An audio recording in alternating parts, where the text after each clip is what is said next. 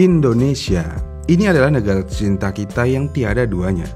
Kenapa ini bisa menjadi negara tercinta kita? Ya karena ari-ari kita tertanam di tanah subur ini aja sih.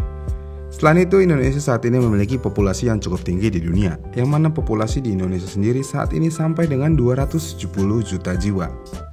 Dengan banyaknya manusia yang ada di Indonesia, maka nggak heran banyak yang berpikir kalau jualan apapun pasti bakal laku di Indonesia, apalagi jiwa masyarakat Indonesia sangat konsumtif.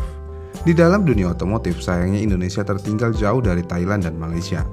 Bentar, tertinggal dalam hal apa nih? Yang pertama biasanya jumlah kuantiti produksi. Indonesia saat ini masih banyak impor produksi karena produksi di Indonesia terkadang tidak bisa mencakup kuantiti yang diinginkan. Namun di luar konteks dari sisi industri otomotif itu sendiri, untuk di dunia modifikasinya pun Indonesia bisa dibilang cukup kalah sama Thailand. Buktinya apa? Ya lihat aja anak-anak Thailand. Mereka semua tergila-gila sama modifikasi Thailand. Pertanyaannya, apa yang membuat Thailand lebih maju dalam hal modifikasi daripada Indonesia? Sebenarnya yang mempengaruhi ini ada beberapa faktor. Yang pertama, Thailand memiliki budaya modifikasi motor yang kuat, di mana modifikasi motor dianggap sebagai bentuk ekspresi diri dan gaya hidup. Sedangkan di Indonesia sendiri, meskipun modifikasi motor juga populer, mungkin belum sekuat budaya modifikasi motor di Thailand. Selain itu, modifikator Thailand didukung juga dengan ketersediaan dan keragaman komponen modifikasi motor, yang mana ini memainkan peran cukup penting. Jadi jika di suatu negara terdapat banyak produsen komponen modifikasi lokal, hal ini tentu aja dapat mendukung industri modifikasi secara keseluruhan. Sedangkan di Indonesia sendiri, ketersediaan komponennya cukup terbatas, sekalinya ada yang mahal.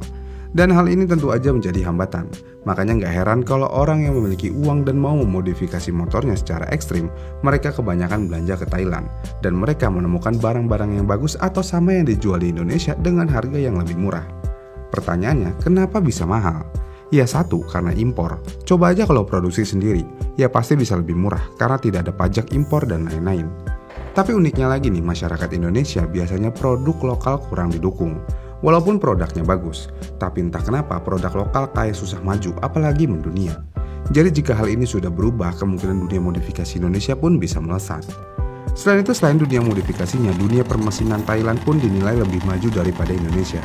Kenapa ini bisa terjadi? Ya baik lagi, ketersediaan part aftermarket di Thailand jauh lebih melimpah daripada di sini. Kalau di Indonesia sendiri, paling kita pakai mereknya yang itu-itu aja.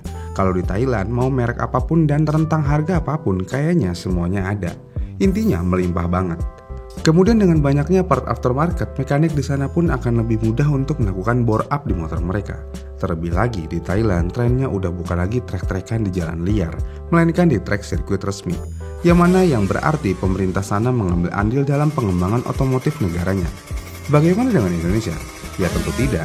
Di Sentul misalnya, ya jarang-jarang ada eventnya. Sekalinya ada ya sepi-sepi aja, nggak seramai dan semegah di Thailand. Kenapa ini bisa terjadi? Pertama, karena keuangan modifikator Indonesia. Terkadang, kebanyakan dari kita lebih mementingkan membangun motor daripada aspek lain. Kenapa? Ya karena pendapatan kita cenderung lebih rendah daripada Thailand. Jadi dengan pendapatan orang Thailand, mereka sudah bisa memikirkan aspek lainnya selain modifikasi motor. Sedangkan Indonesia belum sampai tahap itu. Cukup disayangkan memang. Namun akhir-akhir ini Indonesia pun sudah bisa untuk unjuk gigi dengan menantang pembalap drag Thailand dengan beberapa kali berhasil mengalahkan mereka. Dan di luar dari dunia balap, dunia modifikasi Indonesia pun sudah mulai unjuk gigi juga untuk ngalahin modifikasi Thailand. Tapi hanya segelintir orang aja yang bisa melakukan hal itu. Ini cukup berbeda dengan Thailand, karena mayoritas di sana hampir bisa melakukan modifikasi yang proper.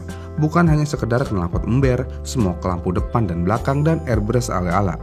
Di sini saya bukan ingin menyudutkan modifikator tanah air, hanya saja kita semua harus bebenah diri jika ingin dunia modifikasi Indonesia maju. Sebenarnya Indonesia nggak kekurangan modifikator yang terampil dan hebat, nggak sama sekali. Indonesia kalau udah proper modifikasinya, keren banget, bahkan bisa dibilang nggak ada obat. Orang-orang luar pun saya yakin bisa sangat suka dengan modifikasi dari modifikator Indonesia. Tapi sekali lagi, itu minoritas, bukan mayoritas. Kenapa bisa? Ya sekali lagi nih, pertama ketersediaan barang, yang kedua barang mahal, yang ketiga pendapatan juga pas-pasan. Jadi apa yang harus dilakukan agar Indonesia bisa bangkit? Ya mungkin kita harus support brand-brand lokal, tapi kita juga harus support yang benar-benar proper ya, bukan yang asal jadi. Setelah itu jika sudah banyak part aftermarket lokal, pasti ketersediaan semakin melimpah.